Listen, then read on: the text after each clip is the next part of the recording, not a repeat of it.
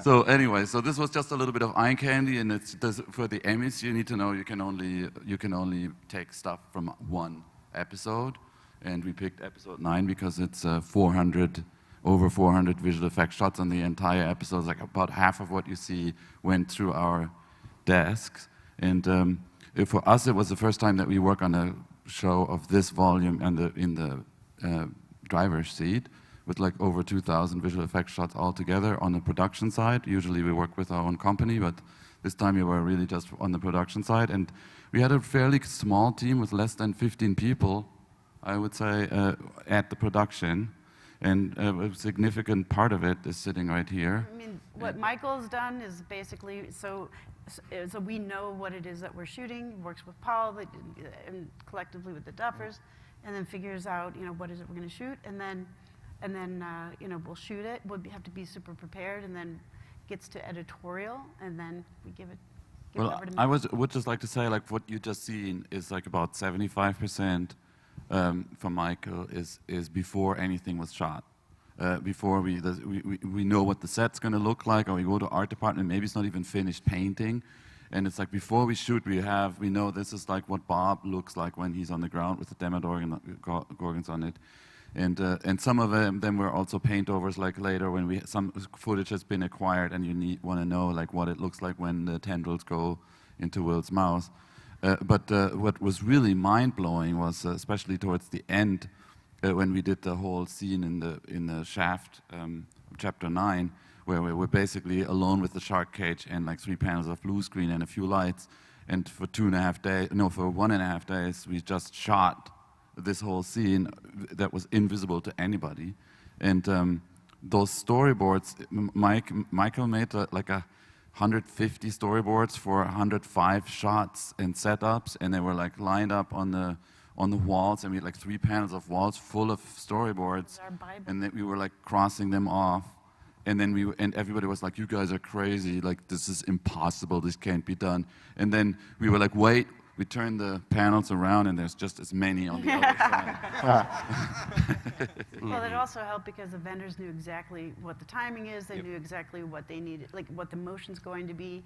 Simulations are extremely time-consuming and expensive. So, and you say it somewhat exactly matter-of-factly, but if you think about how much time and money can be wasted when a vendor doesn't really have enough direction, and you're putting certain things into their hands that sometimes will work out, sometimes doesn't. It seemed like you really had a great roadmap. These were very polished temps. They weren't just things that were quickly slapped together. No, I mean, that's what Paul's kind of known huge for. efficiency Being prepared.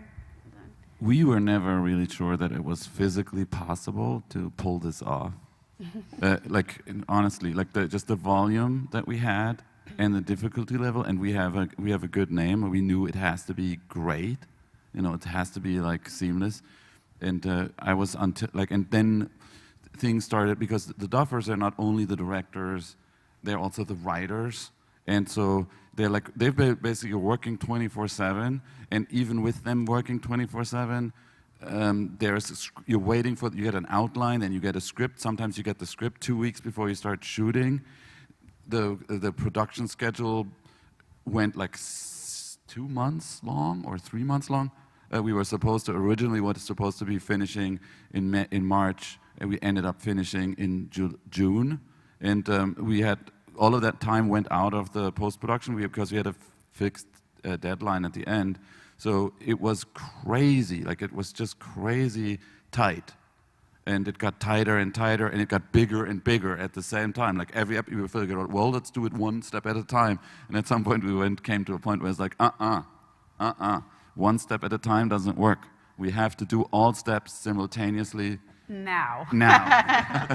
So maybe just for the audience, explain a little bit more how that information of the reflection of the environment on that ball is used by the CG artist. Yeah, this ball is actually, it has 2 sides. One is gray and one is silver. And what is like just a characteristic of a silver ball is that it reflects actually 180 degrees. The entire environment is on that little ball, and it shows exactly where the light is and how strong it is. And what you can do is you can make a CG ball, like and put it in the scene and light it with the HDRI information from the set, from the same location. And you should be able to make a ball that sits right next to this ball and looks exactly the same. And you can So zoom you in. captured the lighting to match it in the CG. That's right. And so basically what they do is like take a gray ball and a silver ball and like run it through the CG pipeline, and it needs to look exactly like the one on set. And then we know, okay, so if we run anything else through that same pipeline, then whatever else we put in there, say a demo dog, should be lit exactly right for this scene. Yeah, and This is essential. anytime that I'm turning over these shots to the vendors with the help of coordinators and all of the kind of asset, kind of what they noted on production, I would make sure that the vendors would get all the clean plates, the ball passes, the reference passes, essentially everything that you could possibly take to composite the shot as well as they possibly could, and it just gives them that much more information. I mean, going back just to that plate that was created looking out in the junkyard, I mean, that was like complete wizardry that these guys went ahead and made that, because when you scrub through all the little pieces that we used and how they went ahead and reconfigured the cars and building this plate, I mean, it was We didn't have insane. that plate. Yeah, we didn't have that it. plate. It was literally going to the end of takes, scrolling, finding little pieces where like, oh, this car in the back is in focus here. Okay, well, we're going to use this. And then we go to another take, and okay, well, the trailer, the blue trailer on the left, it's in focus here. And they just went through and like literally cut out little pieces and created this thing. And I mean, it just out of nothing.